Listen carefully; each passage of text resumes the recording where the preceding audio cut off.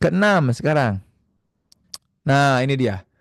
Oh, kalau gitu Kang, berarti kita harus bebas konflik dong. Nah, gitu ya. Gara-gara ngomongin konflik, oh berarti pernikahan itu harus sempurna. We have to be perfect ya.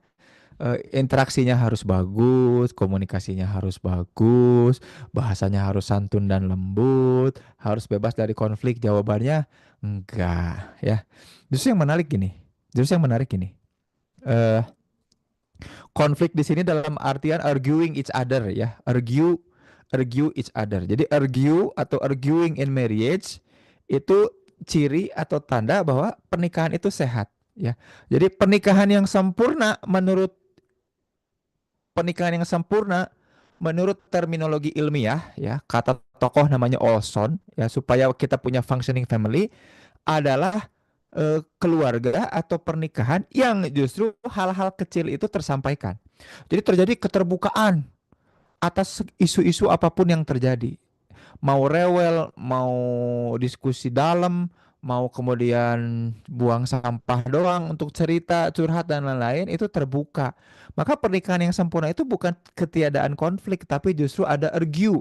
Ada argumen yang disampaikan yang barangkali bisa saling sanggah, bisa saling terjadi perdebatan atau perbedaan. Makanya kalau teman-teman ikut KLP kemarin ya, Kang Adit ya, aku sharing kan bahwa justru pernikahan yang baik dan keluarga yang baik-baik aja adalah arguing each other, tapi tapi no hard feeling. Kebayang nggak sih?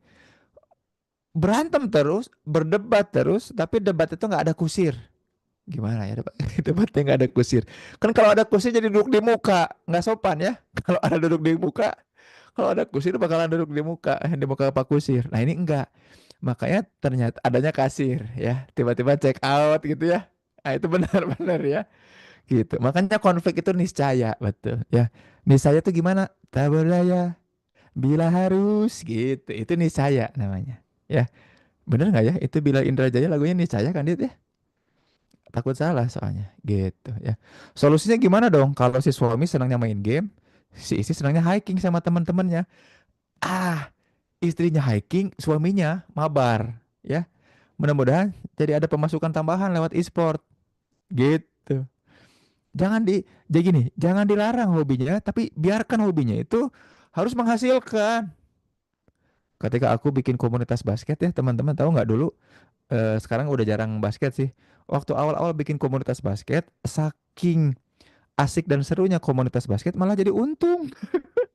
Selalu ada profit dari uang iuran, malah ada sponsor ya. Beberapa ustadz waktu itu kan, karena aku basketnya ujungnya tuh suka ada tausiah ya, suka ada apa namanya, suka ada kata-kata motivasi di ujung. Jadi misalkan kita nyewa lapang dari jam 8 sampai jam 10. Nah, basketnya tuh sampai setengah 10 atau jam 9.45. Karena 15 menitnya ada sesi sharing. Nah, kan terus di-upload ya, rekamannya bagus, ada foto-fotonya, ada fotografer dan lain-lain.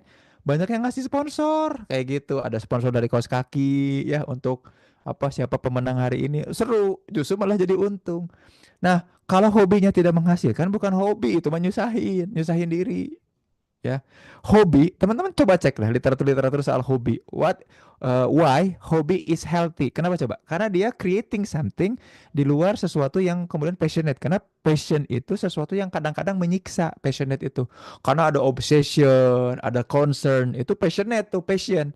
Kalau hobi mah sama sekali nggak ada itu. Tapi hobi itu sesuatunya harus ada sesuatu yang ada hasilnya ya. Kalau cuma main game doang nggak ada hasilnya, adalah hasilnya lelah, hasilnya cuma releasing stress, itu mah salah berarti. Itu bukan hobi namanya. Itu mah namanya pelarian. Ya, Kak Irma ya. Kalau pelarian ambil handphonenya, rebut.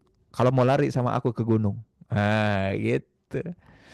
Ya, adanya argue akan mengasah keduanya untuk bertumbuh. Gitu ya, betul ya. Arguing each other itu growth each other ya.